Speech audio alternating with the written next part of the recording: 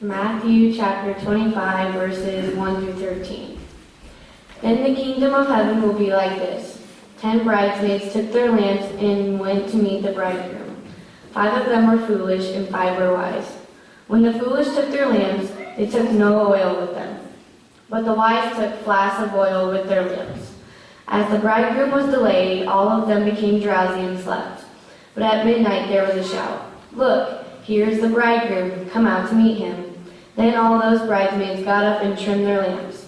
The foolish said to the wise, "Give us some of your oil, for our lamps are going out."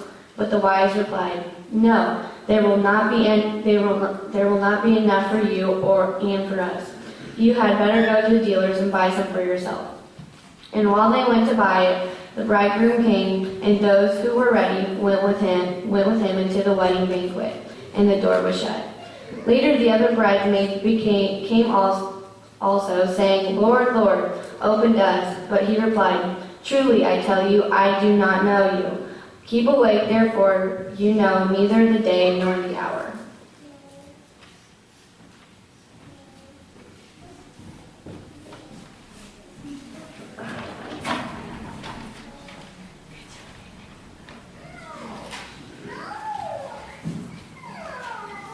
This parable that Jesus tells his disciples and tells us comes from the Gospel of Matthew, and it's part of what has been called kind of the little apocalypse. Because in it, Jesus tells a number of parables. I think there are 4 total, kind of dealing with the end times a little bit. And Matthew, this particular parable is found only in Matthew, and Matthew seems to be stuck more on the idea of the apocalypse. He talks more about the consequences of not believing. I believe only in Matthew we hear 6 or 7 times the phrase about weeping and gnashing of teeth when talking about hell after the apocalypse and all that stuff. So this is a story that we hear Jesus telling his disciples, and it's one that's hard for us to relate to because it's a tradition that isn't done anymore around weddings. You have a story that Jesus tells his disciples, the kingdom of heaven is like this. He goes on to tell about bridesmaids that are waiting for the bridegroom to come. We have 5 that are prepared with extra oil and 5 that aren't. And of course, those that aren't prepared don't get in to the celebration. But what does that mean for us? What does it mean to be prepared? This isn't a simple story of be prepared, be faithful, be saved. Everything will be okay in the end. When Jesus told this parable, the people that heard would be familiar with the customs. In Jesus' day, the wedding would begin at the bride's house. And late in the evening, the groom would arrive to escort the bride to the father's house. Sometimes there was some last-minute haggling between the groom and his father-in-law over the dowry, which is how much he was going to pay to be able to marry his father-in-law's daughter. And sometimes that haggling and stuff would cause the bridegroom to be late, to be delayed. So when both parties would agree on the price of the dowry, the groom would lead the wedding party back to his father's house for the ceremony and the reception. It was at this time when the town criers would cry out and they would proclaim the arrival of the groom. And that's what we hear today in this story. They hear the crying out. And then the bridesmaids, those that had waited, would be ready to welcome the groom and the wedding party. It was an all-night celebration, an all-day celebration. The bridesmaids that were waiting in the story were most likely the cousins or the sisters of the groom, as the welcome, and they were going to be the welcoming party for the groom's family. They would alert others to the groom's arrival, and that's why they had their lamps in. It was going to be dark. They would be fueled by oil. And so the bridegroom was delayed, and they were ready to come. And Jesus takes this story, and he connects it to the image of God's kingdom. Among many Jewish circles, and many times, the never-ending feast is a symbol of the kingdom. And Jesus told his story to remind them. When they talk about the wedding feast, that was going to be the kingdom of God. The groom, of course, is Jesus. The town crier is the evangelist who proclaimed the coming of the king. And the night represents the dark times of persecution prophesied before the final judgment. And all the signs pointed toward the lived experience of Matthew's audience, a Jewish Christian community waiting for Christ's return. Then we come into the interesting symbols, the 10 girls and their lamps. The waiting bridesmaids are supposed to be Christians, those of us waiting and longing for Christ's return. The lamps represented the disciples' example to give light to the world. And in this context, just like it is today, they're waiting. The return of the Lord has been delayed. Sometimes it's been said that the extra oil is faith, which fueled their example and let them get into the party because they had the extra oil. Sometimes the 5 that weren't prepared have been compared to lazy Christians who didn't renew their faith and allowed themselves to slack off. And they were dependent upon others for their motivation. But what does this story mean for us? Does it mean to simply be prepared for anything? Because we're like this same community. We're still waiting Jesus' return. A couple thousand years later. When this story was written, it was probably 50 years or so after the death of Jesus. And I'm sure the people were thinking, all right, this is cool and all, but when is Jesus going to come back, and when is this new kingdom and this new heaven going to take place? But if you also read this story, it's kind of disturbing. Because on the face of it, it kind of fits with our expectations of a responsible citizen in today's society, right? Those who store up for themselves and refuse to share seem to come up on top. So the moral of the story seems to be keep it all for yourself, even when it means someone else might not get what they want or what they need. Then you can kind of point laughing from outside the walls because you got in and they didn't get in, right? In today's competitive society, it's all about get what you can when you can, right? And only share if you have maybe enough left over, but certainly don't share with those that are too lazy to get it for themselves. And this parable doesn't really even fit in with the other things that Jesus talks about in Matthew. He talks about not judging that splinter in your eye. He talks about knocking and the door will be opened. About not forgiving 7 times, but 77 times. Then this fit with the story of Jesus and the loaves, where he fed 5,000 people and there was abundance left over. He doesn't fit with the story of Jesus blessing the children or finding the lost lamb. It doesn't even fit with that other confounding parable where the kingdom is like the landowner who includes everyone in the work of the vineyard and pays them all equally, no matter what time they arrive or how much work they put in. It's kind of like the way that Sesame Street song goes, one of these isn't like the others. In this story, it seems that Jesus is saying, you get what you have and you don't share it. And the final judgment is final. Those 5 foolish bridesmaids knocked on the door and they weren't let in. Their one decision not to bring extra oil excluded them from the party. So people reading this would have said, okay, that's what it means. Either you choose to follow Jesus or you don't. You're in or you're out. The decision is that, black and white. But like all those other examples that I read about, or told you about in Jesus' Gospel, or Jesus in the Gospel of Matthew, it doesn't fit with what else he said. So does this parable even speak to us?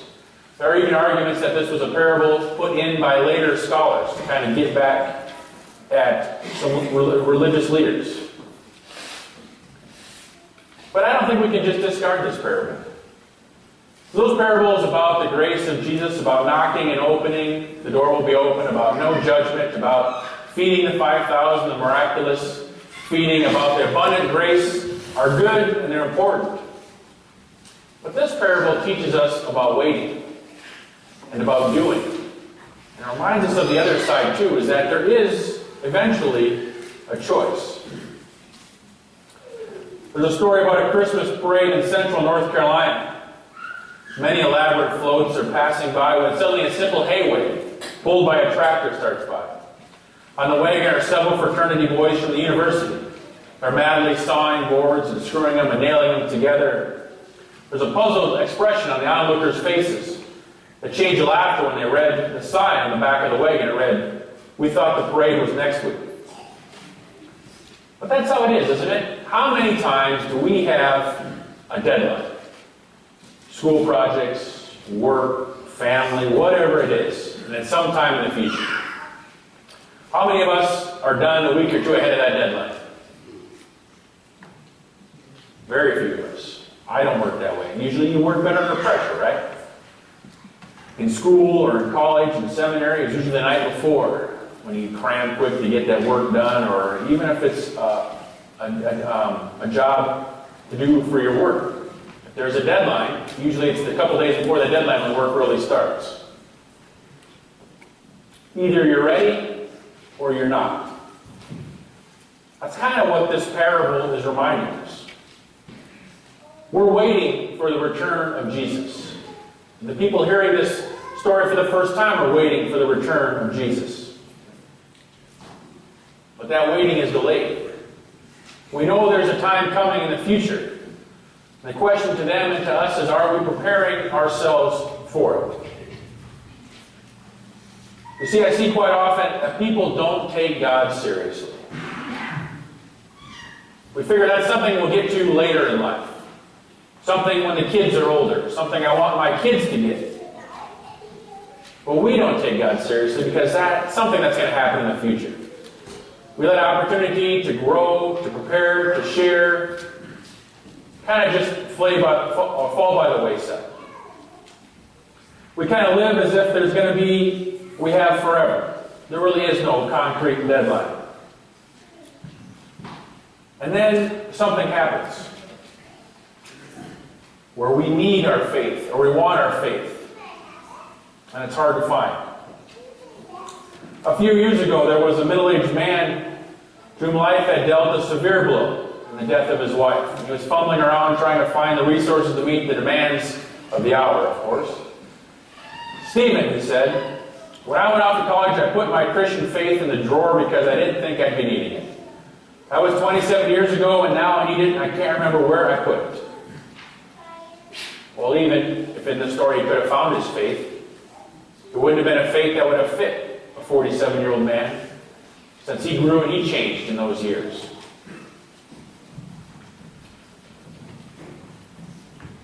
Jesus wants us to be prepared. And part of that preparation is continuing to grow and expand our faith.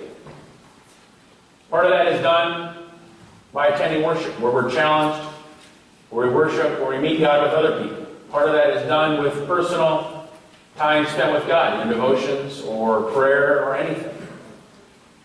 Part of it is being done by sharing, by giving of ourselves so others can have that chance to see and to meet God. As Joyce said in the children's sermon, sharing part of what we have, the abundance that we have of the food so others can eat on this Thanksgiving holiday. When I used to read this parable, I read about those ladies, those bridesmaids who were in a panic, and they had to go borrow or buy oil.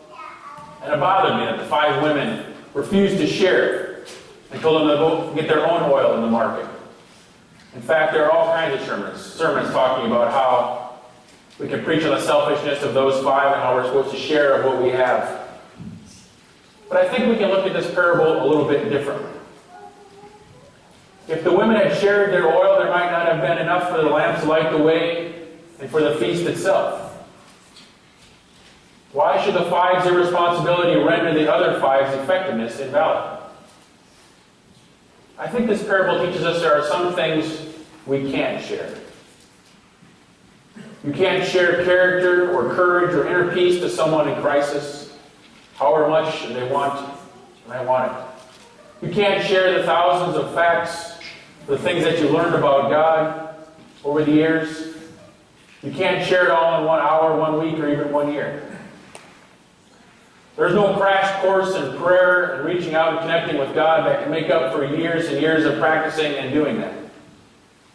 Just as Noah didn't wait until it started to rain to build his ark, we can't wait until crisis wants us to build our faith and connect with God. That's, I think, what this story is teaching us. Is that we may not have a hard deadline of when we're going to need our faith.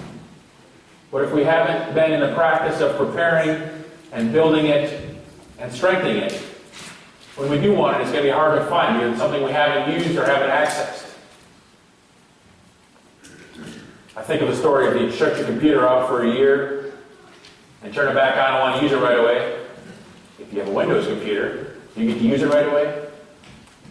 No, you got to update the dumb thing for a couple of days, right? Our faith is the same way. There will be a time when we want it and when we need it. And if we haven't been building it, if we haven't been accessing it, if we haven't been using it, it's not going to be easy to connect with that right away. And it'll be easy to be mad at God or mad to those that aren't giving us what we want, when in truth it was our own fault, because we weren't prepared, we weren't building it, we weren't preparing, we weren't strengthening it all along. I want to leave you with a story that's kind of stark, but I think it does good to get us thinking. There was a pastor who tried his best to win an older man to Jesus. The old gentleman kept putting him off with lame excuses. I'll do it later. Not now. I don't have time. I don't have the money. So one day the pastor rang him up on the phone. And he simply said, "Hello, Mr. Honeycutt. This is the pastor. Just one last question for you. What if I'd been deaf?" Jesus asks us to prepare because one day we'll need our faith and we'll want our faith. We don't know exactly when that day is, so we wait and we build and we strengthen it. Are we doing such things with anticipation of the day when Jesus returns? Amen.